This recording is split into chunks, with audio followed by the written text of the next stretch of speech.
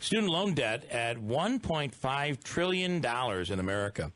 Some are looking to avoid college. I even have a son who went through college who has, we took on some of the debt, he took on some of the debt.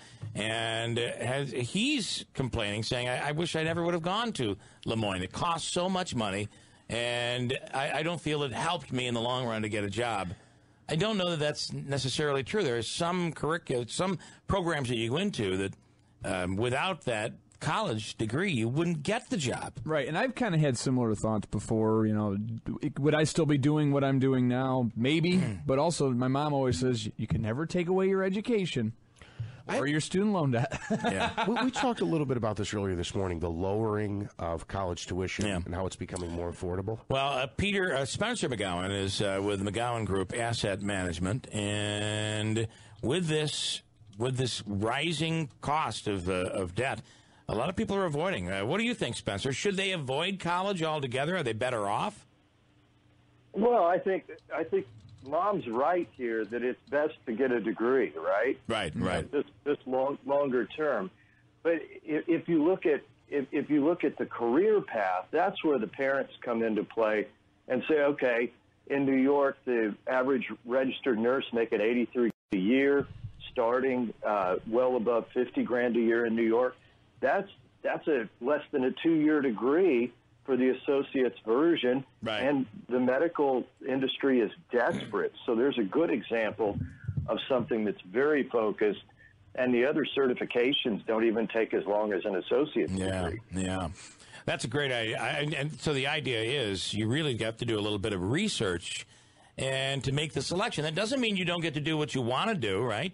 Maybe you want to go into the medical field, but maybe the right choice is something that is going to cost you less, but placement and getting a job is pretty much guaranteed. Well, in the for-profit colleges were really, they tried to snuff them out, and a lot of them went bankrupt. But you take a DeVry, a Chamberlain, there's a lot of certifications and vocational training you can do, from programming to manufacturing, that get you an immediate job. Yeah. And those are coming back into vogue when people are saying, hey, too many graduates are overqualified, and in your case, people are saying that might not have been worth it. Right. Well, if you can work part-time and finish a degree, then your career is already launched. Right. What are some good? So you have a pharmacist is always a good one. The placement there, although I think what happens is high schools push kids towards a certain path, and then all of a sudden it gets overpopulated, and the jobs aren't as easy to come by. But pharmacists, teaching as well, right? You go to school, you get your certification. Chances are you'll become a teacher. Any others you can think of that are really good places to go?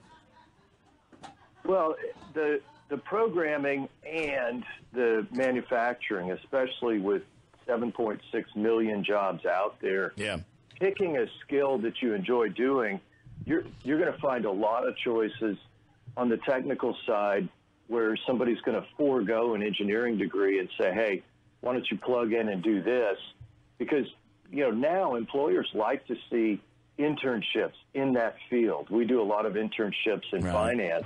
Mm-hmm. And I've learned a tremendous amount, and I get kids that can do better spreadsheets than I can. Yeah, well, that's good. And then one more thing. Around here, there was a lot of talk as we were working on a nanotechnology facility that these positions like the people who fix your appliances, the plumbers, that all of a sudden everybody pushed towards going to college.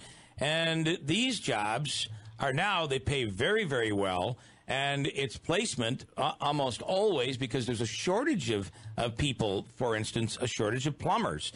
Those vocational jobs, what are your thoughts there about going down that road?